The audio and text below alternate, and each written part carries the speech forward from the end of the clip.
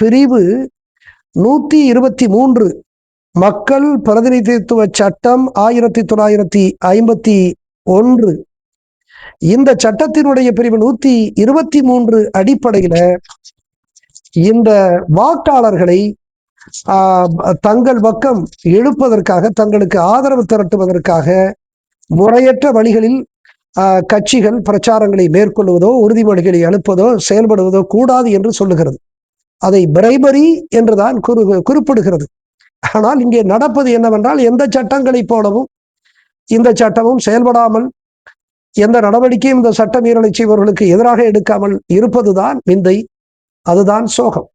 இன்றைக்கு 90 லட்சத்திற்கு மேற்பட்ட இளைஞர்கள் இந்த நாட்டிலே படித்துவிட்டு பட்டதாரிகளாக, தொழிற்பட்டதாரிகளாக, பொறியியல் பட்டதாரிகளாக, விஞ்ஞான பட்டதாரிகளாக, அவர்களெல்லாம் லட்சக்கணக்கான இளைஞர்கள் படித்துவிட்டு இந்த நாட்டு வேலை வாய்ப்பு அலுவலகங்களிலே அவர்கள் பதிவு செய்து வேலைக்காக காத்திருக்கிறார்கள். எங்களுக்கு வேலை கொடுங்கள், எங்களுக்கு ஒரு கௌரவமான வாழ்க்கையை நடத்துவதற்கு, கௌரவமாக குடும்பத்தை நாங்கள் நடத்துவதற்கு எங்களுக்கு வேலை கொடுங்கள் என்று கேட்கக்கூடிய இளைஞர்களுடைய எண்ணிக்கை 1 கோடியை தமிழகத்தில் தொட்டுவிடும் நிலையிலே இருக்கிறது. மாற்றம் ஊடகத்தின் நேயர்களுக்கு வணக்கம். இன்று நம்முடன் சந்திக்க இருப்பவர் தமிழ் அறத்தின் மகத்தான அடையாளம் திரு சகாயம் IAS அவர்கள். ஐயா வணக்கம். வணக்கம். நல்லா இருக்கீங்களா? நல்லா இருக்கேன். வருகின்ற ஏப்ரல் 23ஆம் தேதி நம் தமிழ்நாட்டுக்குரிய தேர்தல் தேதி அறிவிச்சிருக்காங்க. இந்த அறிவுக்கு பின் எல்லா கட்சிகளும் அவர்களுடைய தேர்தல் அறிக்கையை வெளியிட்டிருக்கிறார்கள். அதில் முக்கியமாக அதிமுக பொதுச் செயலாளர் திரு எடப்பாடி அவர்கள் பல சலுகைகளை அறிவித்திருக்கிறார். அதில் முக்கியமாக ஒவ்வொரு வீட்டுக்கும் ஒரு ஃப்ரிட்ஜ், 3 சிலிண்டர்கள் இலவசமாக கொடுக்கப்படும் என்று கூறியிருக்கிறார். அது மட்டுமல்லாமல் ஒவ்வொரு குடும்ப தலைவிக்கும் ரூ. 10,000 அளிக்கப்படும் என்று கூறியிருக்கிறார். இந்த இலவச சலுகைகளை பற்றி நீங்கள் என்ன நினைக்கிறீங்க? உங்கள் கருத்து என்ன? இப்போ நீங்கள் கேட்குற கேள்வி எதிர்க்கட்சி தலைவர் அதிமுகவினுடைய பொதுச் செயலாளர் திரு எடப்பாடி பழனிசாமி அவர்களினுடைய அறிவிப்பு, குறிப்பாக அதிமுகவினுடைய தேர்தல் வாக்குறுதியாக இந்த ஒவ்வொரு வீட்டுக்கும் ஃப்ரிட்ஜ் கொடுக்கக்கூடிய ஒரு வாக்குறுதியை அவர் கொடுத்திருக்கிறார். அதோட மாதத்திற்கு, வருடத்திற்கு 10,000 ரூபாய் ஒவ்வொரு குடும்பத்திற்கும் அளிக்கப்படும் என்று அது அதிமுகவினுடைய வாக்குறுதியாக அவர் அளித்திருக்கிறார், பேசி வருகிறார். இப்ப நான் ஏற்கனவே சொன்னது மாதிரி உலகத்தினுடைய பெரிய ஜனநாயகம் நம்முடைய இந்தியாவினுடைய ஜனநாயகம். உலகத்தினுடைய பெரிய ஜனநாயக நாடாக இது கருதப்படுது. அதுக்கு அடித்தளம், இந்த ஜனநாயகத்திற்கு அடித்தளங்கிறது ஒரு நேர்மையான, நியாயமான ஒரு தேர்தல். இப்ப தங்களுடைய கட்சிகள், இந்த கட்சிகள்லாம் தங்களுடைய கோட்பாடுகளை, கொள்கைகளை முன்வைத்து தங்களுடைய செயல்பாடுகளை, மக்களுக்காக தாங்கள் ஆற்றி இருக்கக்கூடிய சேவைகளை, பணிகளை எல்லாம் இதை முன்னிறுத்து அவங்க இந்த தேர்தல் பிரச்சாரங்களை மேற்கொள்ளலாம், மக்களுடைய கவனத்தை ஈர்க்கலாம், மக்களுடைய ஆதரவை பெறலாம். ஆனால் தொடர்ந்து நம்ம இந்த தேர்தலை ஒரு திருவிழா மாதிரி கருதி எப்படியாவது வெற்றி பெறுவது என்பது அல்ல. ஏதோ ஒரு பழைய மன்னர் காலத்து போர் களத்தை போல எப்படியாவது வெற்றி கொள்வது என்பது ஏற்புடையது அல்ல. இது ஒரு ஜனநாயக நெறிமுறைகளுக்கு உட்பட்டு, சட்டங்களுக்கு உட்பட்டு தான் இந்த தேர்தல் களத்தை இந்த கட்சிகள் சந்திக்க வேண்டும் என்பதை நம்ம புரிஞ்சுக்கணும். நம்ம ரொம்ப தெளிவா சொல்லணும்னா, பிரிவு 123 மக்கள் பிரதிநிதித்துவ சட்டம் 1951 இந்த சட்டத்தினுடைய பிரிவு 123 அடிப்படையில இந்த வாக்காளர்களை தங்கள் பக்கம் இழுப்பதற்காக, தங்களுக்கு ஆதரவு திரட்டுவதற்காக முறையற்ற வழிகளில் கட்சிகள் பிரச்சாரங்களை மேற்கொள்வதோ, உறுதிமொழிகளை அனுப்பதோ, செயல்படுவதோ கூடாது என்று சொல்லுகிறது. அதை பிரைபரி என்றுதான் குறிப்பிடுகிறது.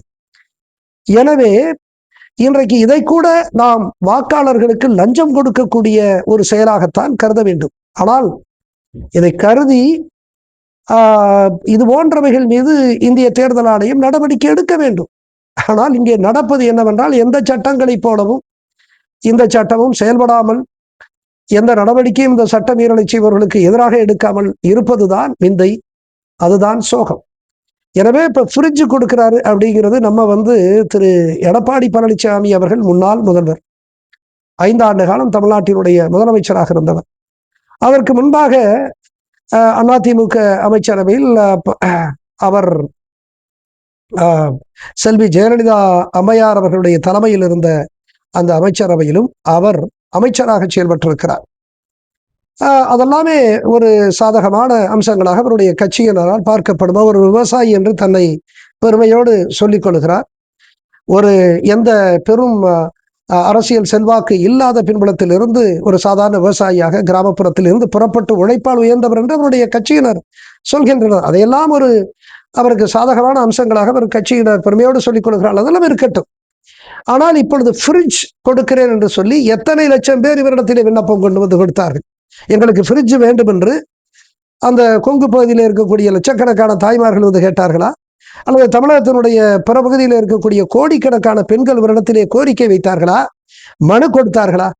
அதெல்லாம் யோசிக்கணும். இன்றைக்கு 90 லட்சத்திற்கு மேற்பட்ட இளைஞர்கள் இந்த நாட்டிலே படித்துவிட்டு பட்டதாரிகளாக, தொழிற்பட்டதாரிகளாக, பொறியியல் பட்டதாரிகளாக, விஞ்ஞான பட்டதாரிகளாக, அவர்களெல்லாம் லட்சக்கணக்கான இளைஞர்கள் படித்துவிட்டு இந்த நாட்டு வேலை வாய்ப்பு அலுவலகங்களிலே அவர்கள் பதிவு செய்து வேலைக்காக காத்திருக்கிறார்கள். எங்களுக்கு வேலை கொடுங்கள், எங்களுக்கு ஒரு கௌரவமான வாழ்க்கையை நடத்துவதற்கு, கௌரவமாக குடும்பத்தை நாங்கள் நடத்துவதற்கு எங்களுக்கு வேலை கொடுங்கள் என்று கேட்கக்கூடிய இளைஞர்களுடைய எண்ணிக்கை 1 கோடியை தமிழகத்தில் தொட்டுவிடும் நிலையிலே இருக்கிறது. எனவே வேலை கேட்கக்கூடிய இளைஞர்களுக்கு வேலையை கொடுப்போம் என்று இந்த ஆண்டு நான் வந்தவுடனேயே 10 லட்சம் பேர், 20 லட்சம் பேர், 50 லட்சம் பேருக்கு நான் வேலை கொடுப்போம் என்று சொன்னவர்கள் இவர்கள் இந்த வாக்காளர்களை இந்த திருவிழாவிலே ஏதோ இது பிள்ளைகளை ஏமாற்றுவதற்கு மிட்டாய் கொடுப்பதை போல வாக்காளர்களை ஏமாற்றக்கூடிய அளவிற்கு இந்த ரூம் போட்டு சிந்திக்கிறார்கள், யோசிக்கிறார்கள் என்று சொல்லுகின்ற அளவிற்கு இவர்கள் யோசித்து தமிழக வாக்காளர்களை இவர்கள் ஏமாற்றி வருகிறார்கள் என்றுதான் நாம் சொல்ல முடியும். எனவே இது ஒரு வகையில் பார்த்தால் இந்த மக்கள் பிரதிநிதித்துவ சட்டம் 1951 அடிப்படையில் பார்த்தால் இதுவும் ஒரு வகையான லஞ்சம்தான் என்பதிலே தவறு இல்லை என்று குறிப்பிடுவதிலே தவறு இல்லை. ஃப்ரிட்ஜ் கொடுப்பார்கள். எதற்காக கொடுக்கிறார்கள்? மக்கள் மீது அவ்வளவு கரிசனமா, இல்ல அவ்வளவு பரிவா? இவர்கள் உண்மையிலேயே மக்கள் மீது பரிவு கொண்டிருந்தால், கரிசனம், அன்பு கொண்டிருந்தால் இவர்கள் யாரும் ஊழலில் ஈடுபட மாட்டார்கள். ஆனால் என்ன நிலைமை இருக்கிறது? திரு எடப்பாடி பழனிசாமி அவர்களும் 5 ஆண்டு காலம் ஊழல் மிகுந்த ஒரு ஆட்சியைத்தான் நடத்தியிருக்கிறார் என்பதை நாம் மறந்துவிட முடியாது. தமிழக இளைஞர்களே நீங்கள் கவனமாக இருக்க வேண்டும் என்பதற்காக சொல்லுகிறேன். ஃப்ரிட்ஜ் கொடுப்பவர்கள் அந்த ஃப்ரிட்ஜை வாங்குகிற பொழுதும் கமிஷன் அடிப்பார்கள். அது மட்டுமல்ல, பிரிட்ஜ் கட்டுவார்கள், மேம்பாலம் கட்டுவார்கள். நான் மதுரைக்கு போகையிலே பார்த்தால் நத்தம் சாலை இருக்கிறது, கலெக்டர் பங்களோ இருக்கிறது. நான் இங்கே கலெக்டராக 1 ஆண்டு காலம் இருந்தவர். அங்கே மிகப்பெரிய ஒரு மேம்பாலத்தை கட்டி இருக்கிறார்கள். மதுரை மக்கள் சொல்லுகிறார்கள், இது தேவையற்ற மேம்பாலம், ஏதோ தனிப்பட்டவர்களுக்கு உதவுவதற்காக கட்டப்பட்ட பாலம், இதனை பெரிய அளவுக்கு கமிஷன் எடுத்திருக்கிறார்கள் என்று சொல்கிறார்கள். ஆக ஃப்ரிட்ஜை கொடுப்பவர்கள் ஃப்ரிட்ஜை கொடுக்கிற பொழுதும் கமிஷன் அடிப்பார்கள், அதற்கு ஆட்சிக்கு வந்த பொழுது பிரிட்ஜை கட்டுகிற பொழுதும் கமிஷன் அடிப்பார்கள். எனவே மக்களே, நீங்க யோசிச்சுக்கங்க. தமிழக இளைஞர்களே எச்சரிக்கையா இருக்க வேண்டும்.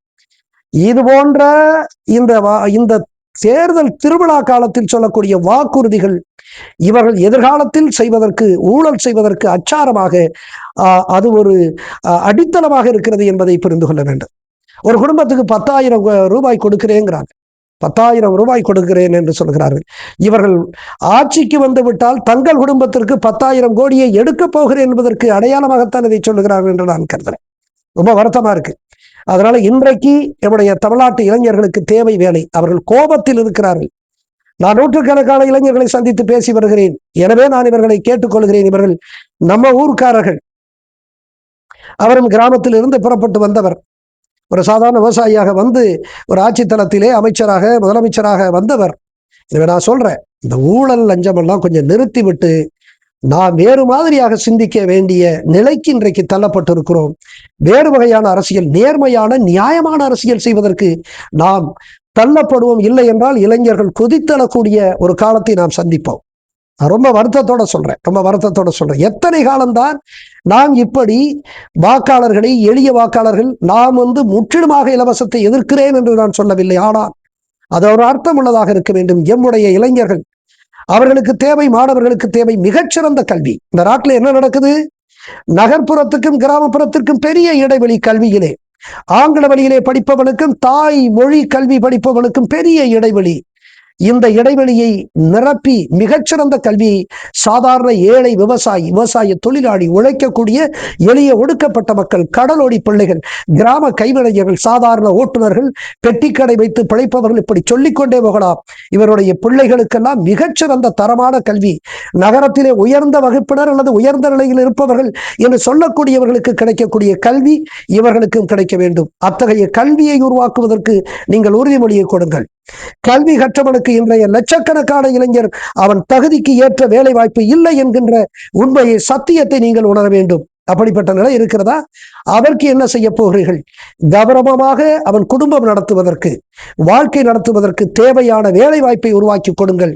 எனவே அன்பிற்குரிய நம்முடைய முன்னாள் முதல்வர், எதிர்க்கட்சி தலைவர் எடப்பாடி பழனிசாமி அவர்களே, நீங்கள் கவனம் செலுத்த வேண்டியது எம்முடைய பிள்ளைகளுக்கு, அடுத்த தலைமுறைக்கு மிகச்சிறந்த கல்வியை, மிகச்சிறந்த எதிர்காலத்தை அவர்கள் உருவாக்கி கொள்வதற்கான வேலை வாய்ப்புகளை பற்றி நீங்கள் சிந்தியுங்கள். எத்தனை காலம்தான் இந்த வஞ்சகமான அரசியலை நாம் நடத்துவது? தமிழர்கள் ஒரு அறமிகுந்தவர்கள். அறமிகுந்த அரசியலை உங்களிடத்தில் இருந்து எதிர்பார்க்கிறோம். திருப்பூர் மாவட்டத்தில் உள்ள ஒரு கிராமத்தில், அந்த கிராமத்தின் வழியாக தினமும் நூற்றுக்கணக்கான லாரிகள் பெரிய பெரிய கற்களை கல்குவாரியிலிருந்து எடுத்துக்கொண்டு அந்த கிராமத்து வழியாக செல்கிறார்கள். இவர்கள் செல்வதால் அந்த கிராமத்தில் உள்ள ரோடுகள்லாம் பழுதடைந்து விட்டது. இதன் காரணமாக கிராமத்து மக்கள் அந்த மாவட்ட நிர்வாகத்திற்கு பலமுறை மனு அளித்துள்ளார்கள். அந்த மனுவிற்கு எந்தவித பதிலும் கிடைக்கவில்லை. இதனால் ஆத்திரமடைந்த அந்த கிராமத்து மக்கள் ஒரு 100 பேர் சேர்ந்து கொண்டு, இந்த ரோடு எங்கள் வரிப்பணத்தினால்தான் போடப்பட்டு இருக்கிறது,